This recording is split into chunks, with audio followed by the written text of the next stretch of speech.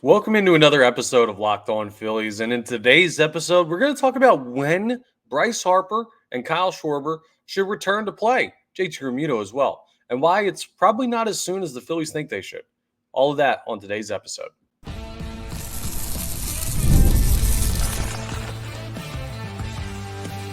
You are Locked On Phillies, your daily Philadelphia Phillies podcast. Part of the Locked On Podcast Network, your team every day. Yes, this is Locked On Phillies. I am your host, Connor Thomas. We come to you live from the Locked On Podcast Network, your team every day. Thank you so much for checking us out. Please make sure you're rating, reviewing, subscribing to the YouTube. I appreciate it. If you're wondering why no episode yesterday, I was deathly sick. I don't know what happened to me on Sunday into Monday, but I was feeling very under the weather. So we'll make up the episodes, but appreciate you bearing with me. I know there's a lot of stuff going on in Phillies land right now. We will catch up on it. Today's episode is brought to you by FanDuel. Make every moment more as playoffs wind down. The sports stop sporting like we want them to, but this summer, FanDuel's hooking up all customers with a booster bonus daily. That's right. There's something for everyone every day, all summer long. Visit FanDuel.com to get started. So go ahead and check out our friends over at FanDuel. It's a big part of the season for the Philadelphia Phillies with a lot of all-star information, with some guys coming back from injuries, and with the Dodgers coming into town.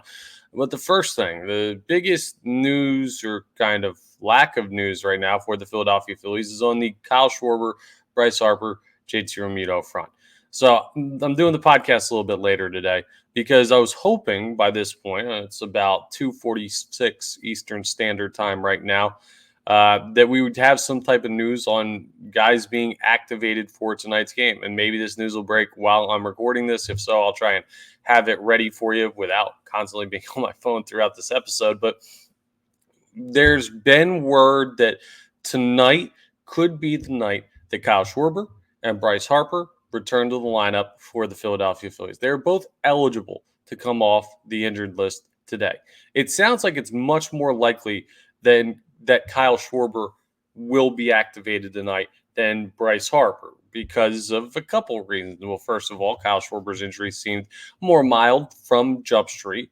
He also is going to be DHing, so it's a lot less of an intensive position. He doesn't have to worry about fielding or doing anything like that. And it seems like he's closer to return to play. But Bryce Harper has also been rumored to potentially be in play to be activated tonight to play against the Dodgers. And there's part of it being he's such a quick recoverer from injuries. He's done this in the past. We saw it with Tommy John. We saw it with the broken hand. We've seen it with basically everything. This dude is a superhuman when it comes to recovering from injuries. So the belief is not just that he'll potentially be back earlier than the time frame, but he'll want to be back earlier from the time frame. And this series against the Dodgers has a lot to do with it. And rest assured, if this series was against the, White Sox, you're probably not seeing Kyle Schwarber or Bryce Harper tonight.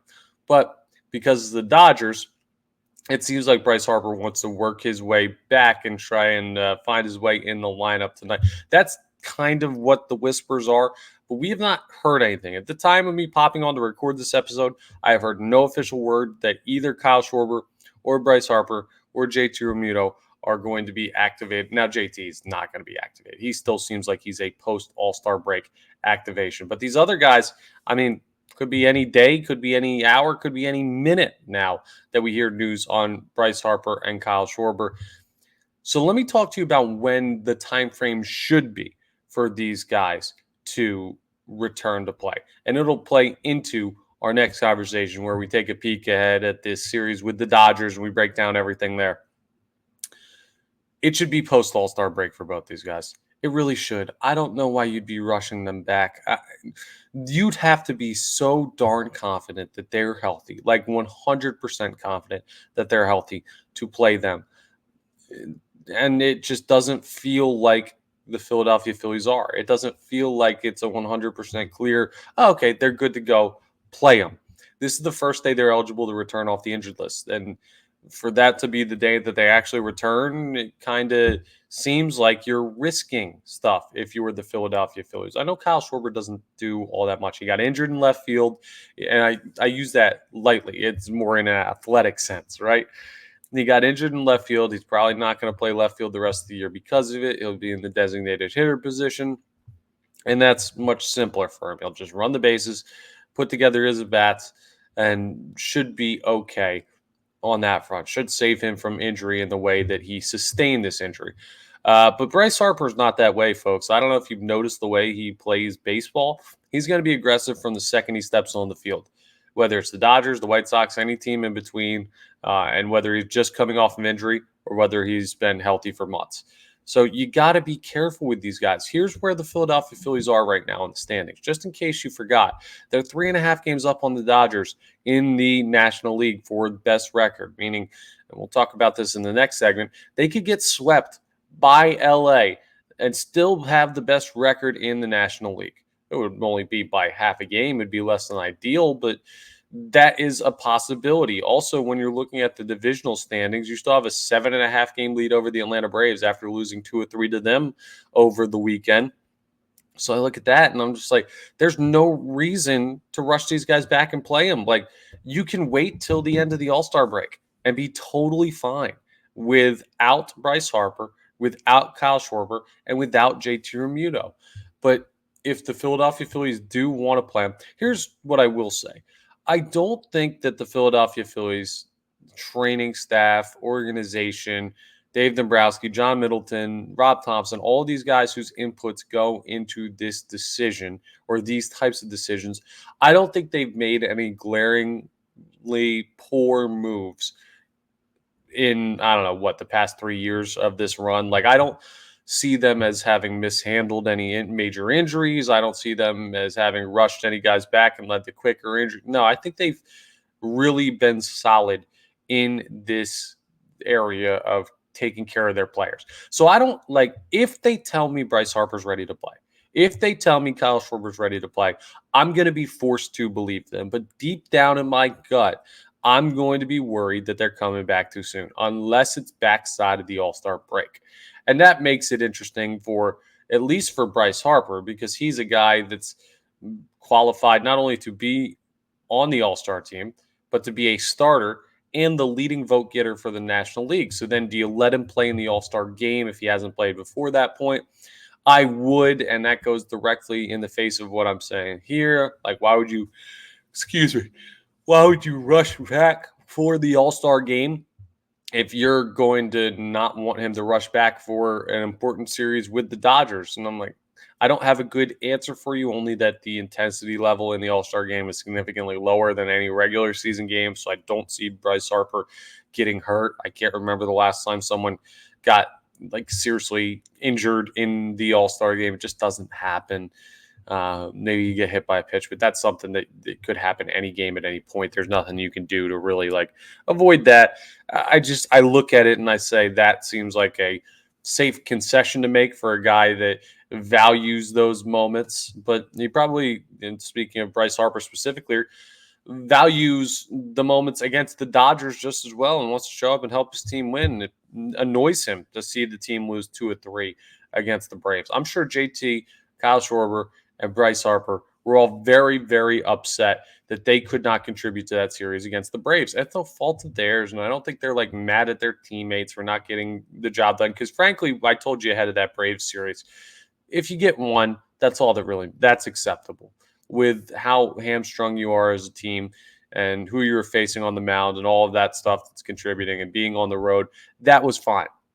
But still, I know these guys are motivated to come back. I know that at least for Harper and Schwarber, they are in time frame to come back tonight. And if I had to guess, right, this is my gut feeling right now without any true information about guys being activated or not. I think Kyle Schwarber plays tonight. I think Bryce Harper does not play tonight. I think JT Realmuto is post All-Star break. But I do think we'll see Bryce Harper before the All-Star break. And that's just my gut feeling on the situation. But we'll keep you updated. I'll keep an eye out on social media throughout the episode. here's what I'll do. As we get ready to go into our ad segments, I'll just take a quick peek every time to see if we've got any news on Bryce Harper or anything like that. And so far, it doesn't seem like we have anything on him or Kyle Schwarber breaking as of this time. Maybe by the second ad break. But coming up next, we're going to talk about this series with the Dodgers from more of an overarching team perspective. Not just, are Harper and Schwarber and Realmuto going to be in play to play, but how much does this series actually matter for the Philadelphia Phillies? Is it similar to the Atlanta Braves? The short answer, I think in more ways than not, yes, it is. I'll explain what that means and who's pitching and all that good stuff out of the series coming up next as we continue today's episode. First, though, I want to talk to you about our friends over at FanDuel. You know FanDuel, right? Of course you do. And you love sports. But sometimes, even though we love sports so much, you never want them to stop. You just don't get sports the way you're used to getting them. The playoffs have wound down. NBA's done. NHL's done. I guess you got NBA Summer League now, but it's not all that much going on in the sports world. And FanDuel understands that, but they let you keep the sports going whenever you want. All you have to do is open up the app and dream up bets anytime I'm in the mood. And I'm not just talking about like futures for upcoming seasons. This summer, FanDuel is hooking up all customers with a boost or a bonus daily. That's right. There's something for everyone every day, all summer long. So head over to FanDuel.com and start making the most out of your summer. You can bet on the Fightins. You could bet on futures for the Birds. Or, look at what the basketball team is doing in this city. A lot of stuff you can do. So go ahead and check out FanDuel, America's #1 sportsbook. Let's discuss this series with the Dodgers now, because this is a huge series. I know it might feel like there's a certain malaise surrounding this team right now because of the lack of Bryce Harper, lack of Kyle Schwarber, lack of JT Realmuto. We've hit this point of the season where it's just like, okay, they're still the best team in baseball by record. They're still winning regularly-ish, but this isn't the team that we're going to be watching. They're missing so many guys. It's hard to get excited about this team. This is a series to get excited about one way or another, just like that Atlanta Braves series. Now, I'll say the same thing that I said to you about the series against the Atlanta Braves. The outcome of the series is not going to affect my view of this team one way or another. It's just not. And that doesn't mean you can't be excited. It doesn't mean you shouldn't be excited. It doesn't mean you shouldn't be in front of your television at 6:40 p.m. tonight as Zach Wheeler takes the mound and say, oh, my goodness, this is high-level baseball that I need to watch. It absolutely should be. Anytime Shohei Ohtani's playing, anytime you've got a team the caliber of the Dodgers, a team the caliber of the Phillies, they're facing off. If you're going down to Citizens Bank Park, God bless you. It's hotter than the HE double hockey stick outside, but my goodness, this is one of those series that you wait all season for. Unfortunately, the Phillies aren't that healthy for it, unless you get the news that Schwarber and Harper are back, which still nothing on that front at this time. But it's still a big series to get excited about. It's just not one that's going to affect my view of the Philadelphia Phillies, and here's why. If the Philadelphia Phillies were to go out in this series against the Dodgers and they were to get swept, what would happen? They would still be the best team in the National League by a half game, close to the All-Star break. Now, based on where they were projecting to be about a month ago and where that would put them now, it would be a downturn. You would have a very valid reason for that downturn occurring, which is the injuries that happened to Harper, Schwarber, Realmuto. So you lost 3 big players. You've held your own. If you can't compete with the Dodgers in this series, I'm not going to lose faith in the Philadelphia Phillies as a great team. You just saw what happened against the Atlanta Braves. The offense for the Philadelphia Phillies right now is partially non-existent. You're going to have games where if you have Brandon Marsh batting cleanup and the bottom half of your lineup all batting like 200 or below, you're going to have a really hard time competing. That's what you saw against the Braves in the series finale down in Atlanta against Reynaldo Lopez, a shutout by the Braves pitching staff. It just wasn't the Phillies' best possible lineup, but it's what they had to work with. You could see that, depending on who's available, again in this series. So that's why I'm not putting up too much stock into it, right? What I will say is the pitching is set up very, very well for the Philadelphia Phillies. You got Zach Wheeler going tonight against Bobby Miller. Bobby Miller has not been good this year. In 25 innings pitched, he's got a 6.12 ERA. He's 1-1. a 1.6 whip. I mean, 25 strikeouts in 25 innings. Cool. 25 hits given up in 25 innings. 5 home runs in 25. So he's given up a home run every 5 innings. He's given up a hit every inning. He's walked 15. Like, he's just not that good of a pitcher. Zach Wheeler, we know, has been outstanding, named to the All-Star team. We're going to run through more about the All-Stars besides the starters that we've already talked about, because it's been a little bit since I've been on here. We're going to talk about the All-Stars that made it for the Phillies in our final segment. But this game tonight should be a game that the Phillies dominate comparatively pitching-wise. Then you have Christopher Sanchez facing off against Gavin Stone in Game 2. And Gavin Stone's been pretty good record-wise. He's 9-2 record, but a 3.03 ERA. Christopher Sanchez, 2.96. I don't know. I look at that and I'm like, okay, that's a good pitching matchup. The Phillies could still have the advantage in that one as far as that's concerned. And then you get Aaron Nola against Landon Knack.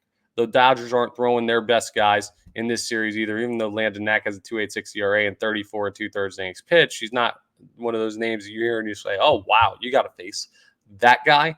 So pitching-wise, you match up well against him. You got Nola, you've got Sanchez, and tonight you've got Wheeler. That's a huge advantage for the Philadelphia Phillies. The issue is pitching's not the problem with this team right now. I know Ranger Suarez has had some weird bumpy starts lately. I know Zach Wheeler and Aaron Nola and Christopher Sanchez, like the staff has had over the past 2 weeks some bumpy starts. I talked about this in an episode. You can go back and find it. It was like 2 weeks ago when these injuries first happened with Bryce Harper, Kyle Schwarber, JT Realmuto.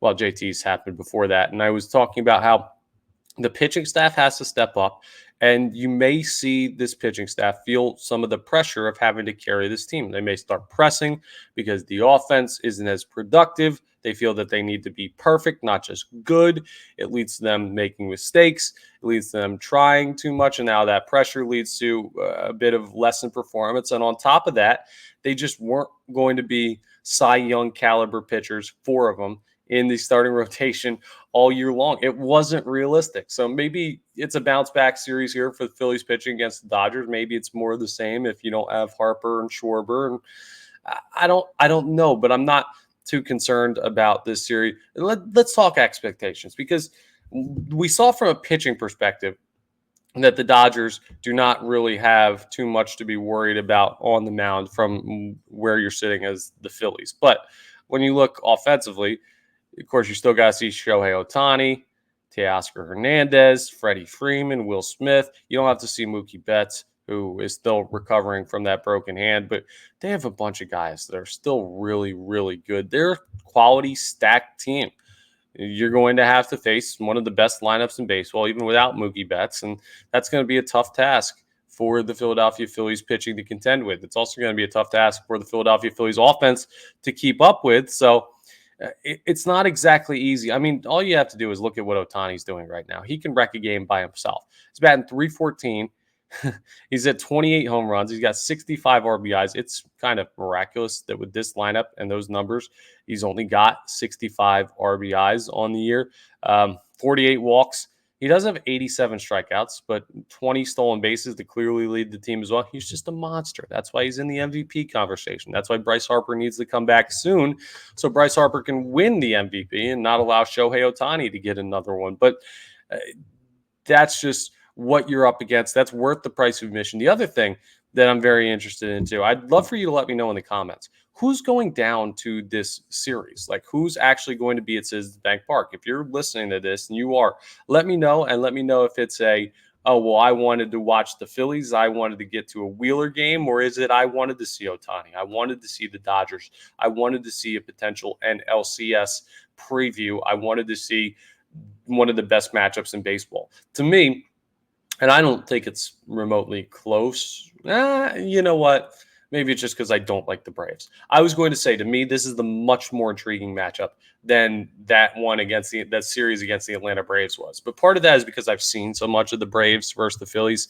I know how those teams stack up. It's a little bit less interesting to me than seeing what this version of the Dodgers with Shohei Ohtani, which we have not seen the Phillies play the Dodgers with Shohei Ohtani yet. Like, this is what I'm most interested in when it comes to the series this year. So it's going to be a big one. It's going to be a star-studded couple of games at Citizens Bank Park, and the expectations are the same as the series with the Braves. If you win 2 or 3, or if you sweep the series, absolutely outstanding. That's an amazing effort. You feel very good about where the team is. If you win 1 of the 3 games, you did your job to hold the lead while missing 3 of like your top 5 bats. I'm totally accepting of the Philadelphia Phillies winning 1 of the 3 games against the Los Angeles Dodgers at Citizens Bank Park. I don't care that the series is at home. I don't care that you have the distinct pitching matchup. Your lineup is just so weak without some of these guys. Maybe that expectation changes if we get any news on Harper or Schwarber coming back, which I'm going to double check on right now as I continue to make this point. And as of a couple minutes ago, the Philadelphia Phillies have announced the following roster moves. Designated hitter Kyle Schwarber reinstated from the 10-day injured list. Outfielder David Dahl was designated for assignment. First baseman Bryce Harper reinstated from the 10-day injured list today. Cody Clemens optioned to AAA Lehigh. Schwarber, Harper, both available to play tonight. Would you look at that? See, you know what? I just told you that they shouldn't play, that they should wait until the All-Star break. And now I'm so excited that I get to watch Bryce Harper and Kyle Schwarber play baseball again. Like, that's amazing to me. It might not be the best decision, but this is why you do it. This is why you let them play, because those guys are such different makers. That's hugely, hugely exciting. So I guess we'll update our first segment. When should you see him back? Probably later than this. When are you going to see him back? Tonight. Tonight they return. That's great news. See, I'm glad I continued to check my phone so I could get you that information. So this will be the breaking news podcast. Maybe I'll have to insert a little something ahead of the episode. So either way, man, it's great to get that breaking news. Great to have those guys back. Screw it. You better win this series now. Let's do it. Take 2 or 3 out of the Dodgers. Coming up next, we're going to wrap up with a look at some all-star updates. Who made the team? Who are the snubs? Because they were going to be for the Phillies. They can't have every player deserves to be an all-star, but we'll discuss a strong number, a franchise record-setting number for the Philadelphia Phillies representation in Texas coming up next week. That as we wrap up today's episode. First, though, I want to tell you about our friends over at Prize Picks. Yes, you know Prize Picks. They're absolutely awesome. They're America's #1 daily fantasy sports app. They got over 5 million active members. It's the easiest and most exciting way to play daily fantasy sports. Unlike other apps, on Prize Picks, it's just you against the numbers. You don't have to worry about playing against any other people or anything like that. No, you just pick more or less on 2 to 6 player stat projections. And, man, do you have some opportunities tonight? Dodgers are in town, so you could always go with Shohei. But you could also look at the guys returning. Bryce Harper, Kyle Schwarber. Are they going to go yard? Are they going to get 2 hits each? Look at them more on a lot of those guys' stats. And also, strikeout numbers against the Dodgers, not ideal. Maybe look at less on Zach Wheeler's strikeouts. You can now win up to 100 times your money on Prize Picks with as little as 4 correct picks. I just gave you 4 pretty good thought processes right there that you could use. You could turn $10 into $1,000 just like that. And they've got a bunch of promotions on Prize Picks as well. They could, from lowering selected players' stat projections on Tuesdays to help your lineup hit, or you can get your entry fees back if you have a losing lineup on Fridays. A lot of stuff you can do there. Download the Prize Picks app today. Use code LOCKEDONMLB for a first deposit match up to $100. That's code LOCKEDONMLB on Prize Picks for a deposit match up to $100. Pick more, pick less. Oh, my goodness. You know it's that easy with our friends over at Prize Picks. Let's also talk about Tax Network USA. Here on Locked On Phillies, we pride ourselves on getting you the latest news for your team. It might be the offseason, might be the draft, spring training, regular season, playoffs, all of that stuff. Whatever it is, it's year-round. It never stops. And you know what else is year-round? Collection season. Just because tax season is over doesn't mean the IRS will stop coming after you for unfiled taxes.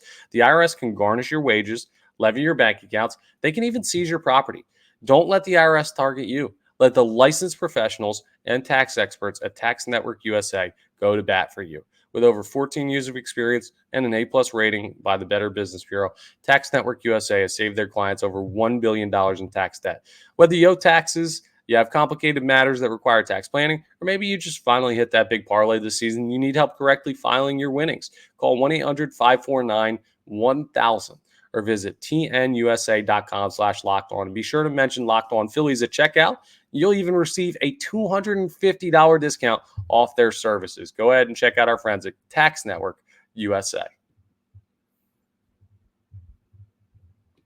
All right, well, that's some big news that we got partway through the episode. Kyle Schwarber, Bryce Harper, they're going to be back, which means I imagine Bryce Harper is going to be starting at first base in the All-Star game if he's playing tonight for the Philadelphia Phillies. Now, again, that's activated. We haven't seen a lineup yet. And, oh, wait, now we have seen a lineup, and Schwarber's batting leadoff, and Harper is batting third. Listen to how much nicer this lineup looks. Sorry to get sidetracked, but this is the big news. Kyle Schwarber batting leadoff, Trey Turner batting second, Bryce Harper batting third, Alec Boehm batting fourth, Bryson Stott batting fifth, Nick Castellanos batting sixth, Brandon Marsh batting seventh. Then you round out with Marchand and Rojas. Post All-Star break, you'll put JT Realmuto in there somewhere, and you'll look like a much more formidable lineup than you could have ever imagined putting together without those guys. That's a great thing. And part of the reason is because you've got a bunch of All-Stars back in the lineup. So we knew what we knew the last time I recorded an episode was you had All-Star starters Trey Turner at shortstop, Bryce Harper at first base, and Alec Boehm at third base. That is 3 guys. And I surmised that the Philadelphia Phillies could have as many as 9 players, 10 players on the All-Star roster. Now, those were a stretch. That would require multiple relievers. That would require some guys that probably didn't deserve to as position player depth pieces. But what you ended up with is 7 All-Stars. And we already lauded Trey Turner and Bryce Harper and Alec Boehm, those 3 guys. But as far as reserves are concerned, you got 4 pitchers on this team that all very much deserved it, and you should have probably had more. Zach Wheeler and Ranger Suarez are both going to be all-star starters for the National League. Now, Zach Wheeler has been listed as inactive for the All-Star game. I don't know why exactly. I guess it'd be because he's making the final start of the first half or the pre-All-Star break schedule for the Phillies as it's scheduled, I think. He may not be available to actually pitch. He made the team. Ranger Suarez will be available to pitch, it seems. Both those guys on the All-Star roster. And then the 2 relievers that we planned on being there, Matt Strahm, Jeff Hoffman, they both got the deserving nod. All of those guys fully deserve it. In fact, there were more that probably deserved it too. You could have looked at Jose Alvarado as a potential bullpen guy that deserved to be an all-star. He's been more up and down than the other 2, but he's been darn good. You could have looked at Aaron Nola as a starter that could have deserved an all-star nod. He's got 10 wins to this point in the season. You definitely could have looked at Christopher Sanchez, who's got a sub-2 ERA and was the National League Pitcher of the Month for June. He's probably the biggest snub on this team. The fact that Christopher Sanchez is not going to be an all-star, and it's tough. He was just cannibalized by his own teammates, and it kind of is what it is. It's a numbers game, right? Because every team needs to have a representative. There's only so many spots, and with every team needing at least one representative, for some teams, their best player is a starting pitcher. And that means that you can't really it's tough to get 3 starters from the same team to go in to the All-Star team. There's only so when you have Ranger Suarez and Zach Wheeler already, and both of those guys, frankly, deserve it more than Christopher Sanchez, he gets left out in the lurch. The same thing for bullpen pitchers. It's very easy, right? That's another one of those positions where it's easy to just pluck some guy who's got a good ERA from a team that's not good at all and say, okay, well, you're going to be the all-star representative from whoever near the bottom of the standings. We're going to throw you in there, and that restricts a spot for guys in the bullpen that might deserve it too. Now, I do think Sanchez is the biggest snub of all of them. Other guys you look at it that probably could have garnered respect to be there. JT Realmuto didn't because of injury. Nick Castellanos and Brandon Marsh, who I talked about, they did not deserve to be there. Sorry, I love those players. I think Nick Castellanos has had a really, really good stretch here with Harper and Schwarber out to help kind of stabilize the team. Not as good as Trey Turner, but he's been beneficial to this team. So he deserved consideration, I guess. I don't know. People would probably put me in the stocks out in front of Independence Hall if they heard me say that Nick Castellanos deserved all-star consideration this year, but he was up there in the voting. So that's what the fans believe. I didn't truly think any of those guys were capable of making the all-star team based on merit, the position players outside of who already did make it, but it was fun to take a look. I think Kyle Schwarber could have been the only option at DH. But no, you're looking at 7 all-stars for the Philadelphia Phillies, which is a great place to be. Their franchise record was 5 previously. When you have 7, that's a pretty darn good team. The record, like the all-time record, is 9, I believe. Yeah, in Major League Baseball. So you're only 2 away. And we already said Christopher Sanchez was a major snub, and you had other guys right on the precipice there. If JT Realmuto doesn't get hurt, he's an all-star. If Christopher Sanchez doesn't get snubbed, you're looking at 9 to tie the most in Major League Baseball history. So nothing to be ashamed of there. The Philadelphia Phillies, wow. Well, we're going to have a fun episode tomorrow as we react to Schwarber and Harper's first game back. Feel a lot better about the Phillies' chances tonight and in this series? Yeah, me too. So it'll be a fun one to watch. We'll have a lot of fun stuff on their return, and whether or not it is too early, I mean, maybe we'll see something tonight that makes us feel like, oh, okay, no, they're healthy, or maybe, unfortunately, we could see something tonight that makes us feel like they should have waited. So a lot of stuff still up in the air, but this episode is not. We are all wrapped up and finished. So that's for tomorrow. Thank you so much for checking us out. Again, Locked On Phillies is part of the Locked On Podcast Network, your team every day. Please make sure you're rating, reviewing, subscribing to the YouTube, all that great stuff. I really do appreciate that. Anyone who does that, very much so. And I will talk to you next time on our next episode.